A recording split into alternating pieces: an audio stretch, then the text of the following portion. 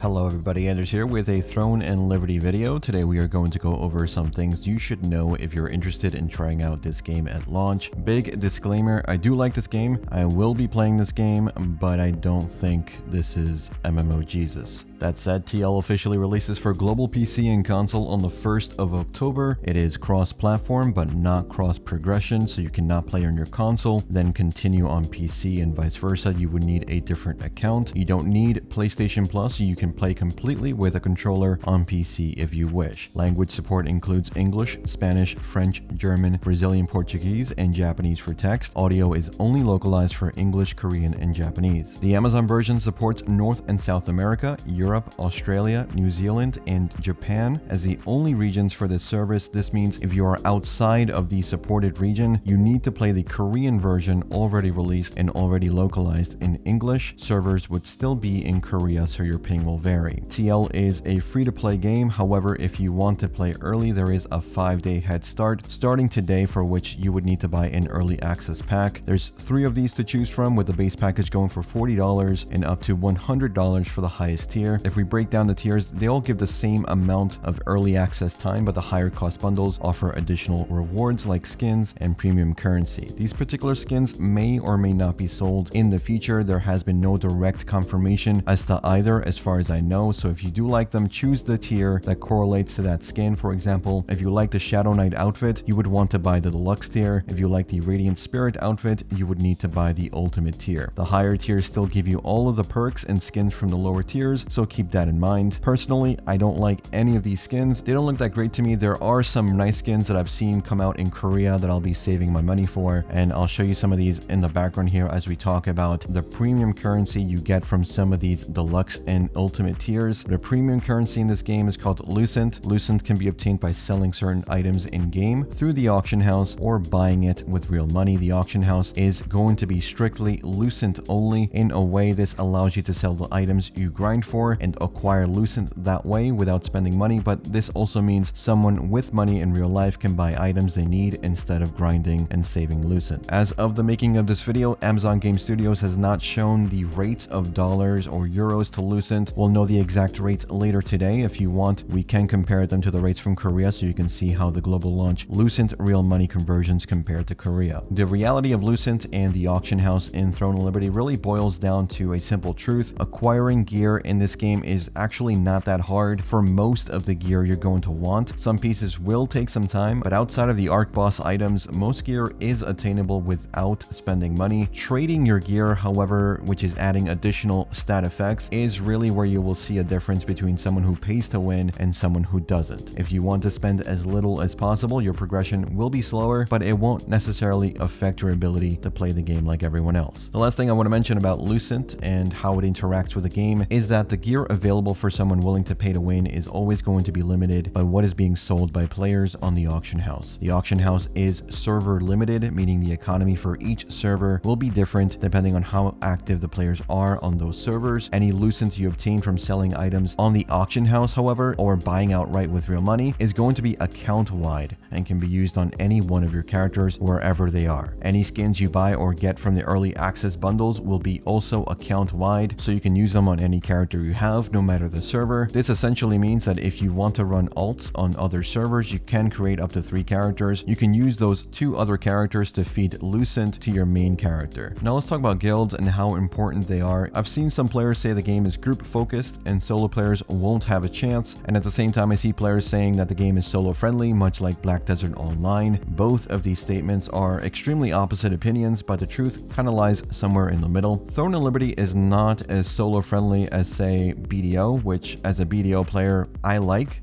This is a good thing for me.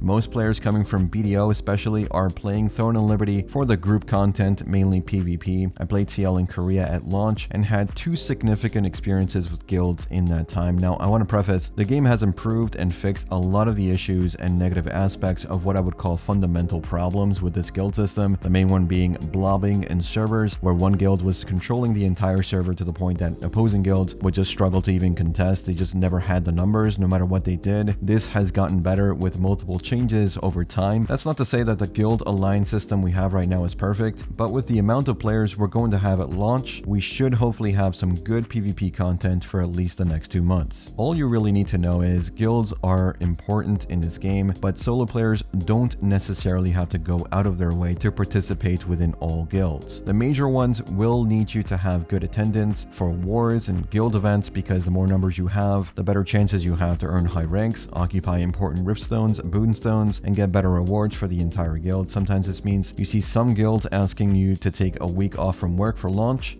play 18 hours a day. That's kind of crazy, but not every guild is like this. There are guilds that have bad leadership, that don't really do anything, are inactive, basically leeching off your work. There are also guilds with just friends, but the truth is, unless you have 30 or so active friends, you guys will also struggle capitalizing on all the advantages that come with TL's guild system. You can have a casual guild that's PvE focused, for example, but you still need numbers. If you are not already part of a guild that has been pre-made before launch, join whatever the most active guild you see day one. Most day one guilds are going to have no restrictions on applications unless they are pre-made, and all you really need to do is join them, donate gold until you hit level 50. From there, you can join a more active guild if you wish, something that applies to what you want to do in the game, whether it be PvE or PvP or a mix of both. I will say this, one of the more jarring mechanics I think casual players will run into is the guild loot distribution system. So if you go to a field boss like Mordecai, as an example, you defeat him, you see you get epic loot, you're excited. Well, depending on the guild loot distribution, that epic loot may not be yours after all. Guild leaders have a lot of power in this game, and as a guild leader, you can choose to make it so that any epic loot that drops from bosses from any member in your guild goes directly to the guild storage for you to hand out at your whim. You can also make it so that anyone who drops this epic loot has 5 minutes to claim it before it goes into that guild storage. And then of course there's an option as well to make it so that every guild member keeps their own loot no matter what they get from bosses. Depending on how hardcore your guild is, you do want some control of who gets what gear, so you make sure your strong players are getting what they need. The problem is, as with all games like this,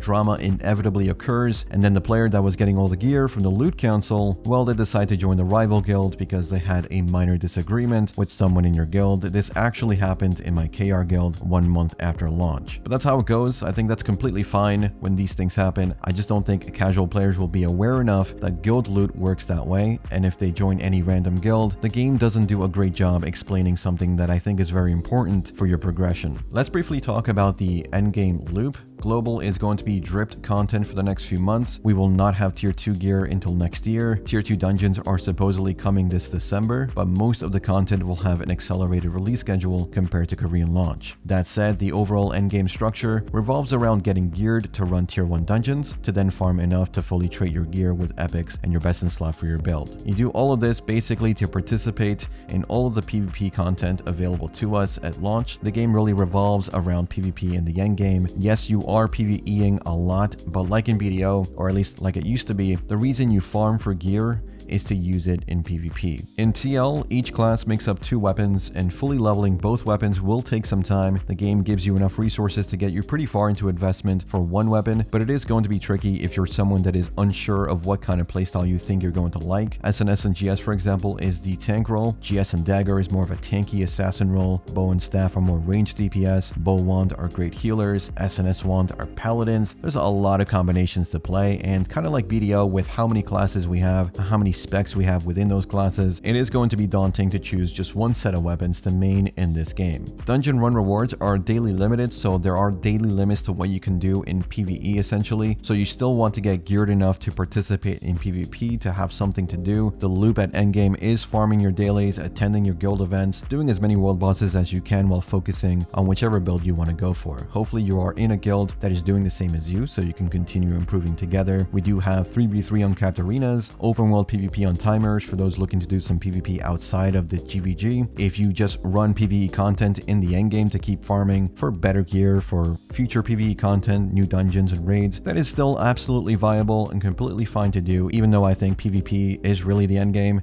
it still is kind of optional if you really don't want to do it. There is no open world PvP in the sense that no one can just flag up and attack you, though in the future they will add zones that are PvP active 24/7. Field bosses and events do have conflict conflict or PvP active versions that appear, but you can choose not to go to those if you really don't want to engage, and it seems like the developers are moving towards adding more PvE endgame content for those that want it. All that said, there is really no reason not to join an active guild and participate in conflict, world bosses, riftstones, sieges. The content for group PvP in this game is really the reason I think many of us are going to be playing, and I think even if you're a casual player or don't like PvP, it is worth trying out. Lastly, I want to talk about server selection. The named servers have been announced by Amazon with a list for those choosing early access and those waiting for day one release. Now keep in mind, if you go early access, you won't be able to server swap to a normal server for some time. If you start day one and chose not to pay for early access, you can swap from a normal server to an early access server or any other server for free twice a day,